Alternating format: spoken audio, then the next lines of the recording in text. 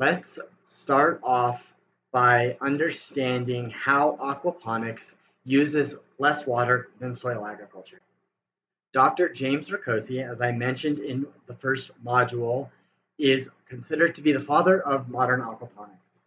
His experience in aquaculture stems from the late 1970s and has rolled on into the 1980s, where he started to develop the University of Virgin Islands aquaponics system. He combined hydroponics and his knowledge in aquaculture as well as engineering and came up with this system so that he could grow a variety of crops and some different fish. So in his early systems, Dr. Riccozzi focused on tilapia, lettuce, basil, and okra. This article from 1988 talks about his success with hydroponic lettuce production in a recirculating fish culture system. So the word aquaponics had not yet been coined at this time. And I thought it would be really interesting to show an old article. Most of us are so used to seeing digital articles. I was unable to find this one online in any open access thing, so I had to dig through my school notes and take a photo of this, capture a little bit of the old school nature of where aquaponics has come from.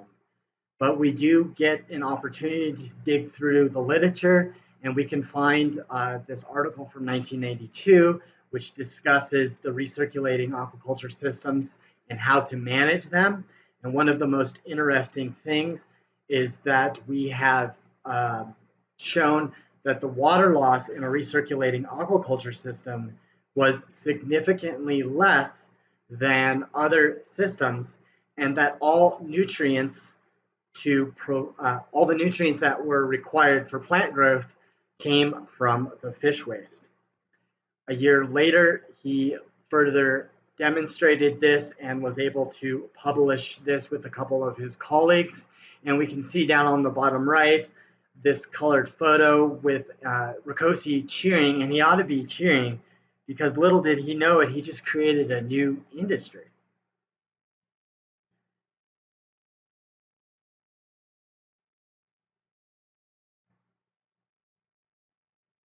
He showed that with using significantly less Riccozzi showed that using significantly less water also produces significantly bigger plants when done in combination with hydroponics and aquaculture. His 2004 paper that updates us on his progress at the University of Virgin Islands shows his results from basil and okra production when compared to field trials. So he showed that he got significantly larger and significantly more plants than his field varieties.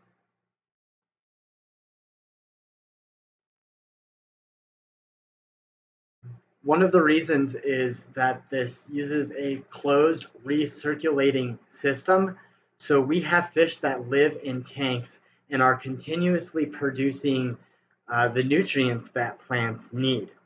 And in the process of continuously producing these nutrients, plants can continuously uptake these nutrients and grow faster than their field counterparts. Of interest is what makes aquaponics works, and I would like to highlight one of the primary components of aquaponics known as nitrification. So nitrification is the primary process that powers aquaponics. We saw in an earlier slide that we feed fish and the fish produce waste, and that waste is converted by bacteria.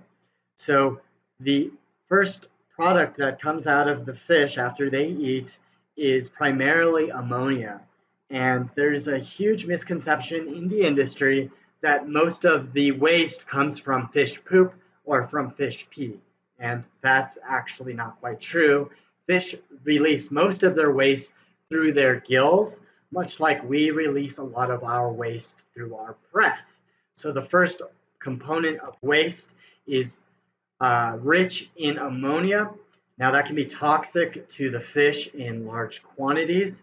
So, the naturally occurring bacteria species Nitrosomonas come in, they take this ammonia, they remediate it, they turn it into nitrite. Now, nitrite is actually toxic to fish, and it's of a primary concern when we look further on and do water quality in our aquaponic systems.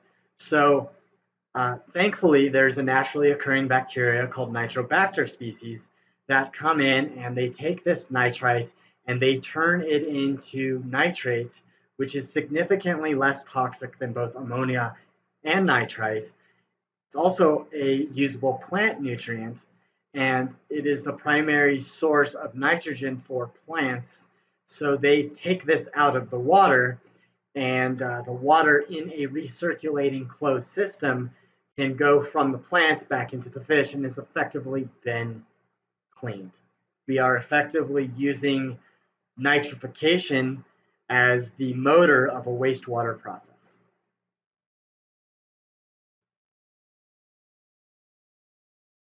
One of the benefits of aquaponics is that we're able to bring food closer to where people eat.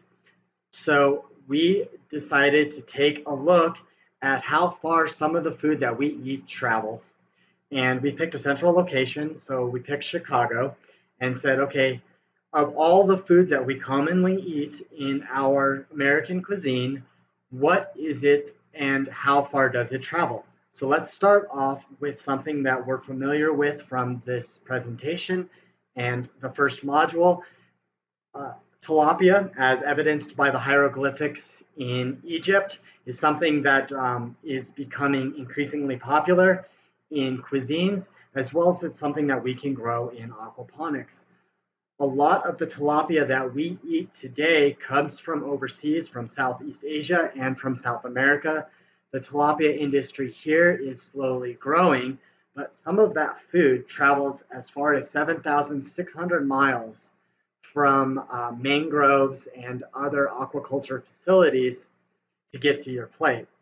Now, another thing that we can grow in aquaponics, and we've seen several pictures of, is lettuce. So we saw that Dr. James Rakosi was able to successfully grow lettuce using tilapia.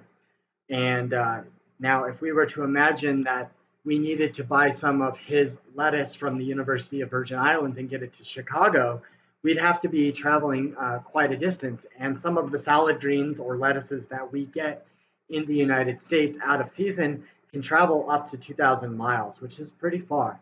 And even if we think about the food that we get seasonally, if we're getting salad greens from places like California on the East Coast, or even to our central location of Chicago, it's still traveling thousands of miles, even though it's grown here in our country. Another crop commonly grown in hydroponics and used in a lot of cuisines across the country are tomatoes. So we saw that there were tomatoes grown in both different greenhouses and in those chinampas from the ancient Aztecs. So tomatoes are grown domestically and internationally. We do get a lot of our tomatoes from California, Canada, and Mexico. But even that being said, that these plants still have to grow in places conducive for production and then travel across the country. So some of these tomatoes travel 1,300 miles to get to Chicago. Now, we can't just survive off of tilapia, salad greens, and tomatoes. So let's round out a meal a little bit and add in things like herbs and some fruit, such as strawberries. So herbs we get both domestically, but they do come out of country during the winter months. And so some of those herbs can travel up to 3,400 miles, as well as the fruit that we grow in the United States can travel up to 1,200 or up to 2,000 miles just to go from the farm to a place in Chicago. So if we were to total how far all of this food took to come from its original location to let's say your plate in Chicago, Illinois, this food would have traveled 1,600 miles. That is extremely far, and a lot of resources were necessary in order to bring that food just to your plate. So the most important takeaway is that we can grow all 5 of those different crops in an aquaponics farm, and we can grow that food at a location that is significantly closer. We can grow that food year round, and we can bring that food from the farm to your plate in a much more efficient manner than traditional agriculture offers us today.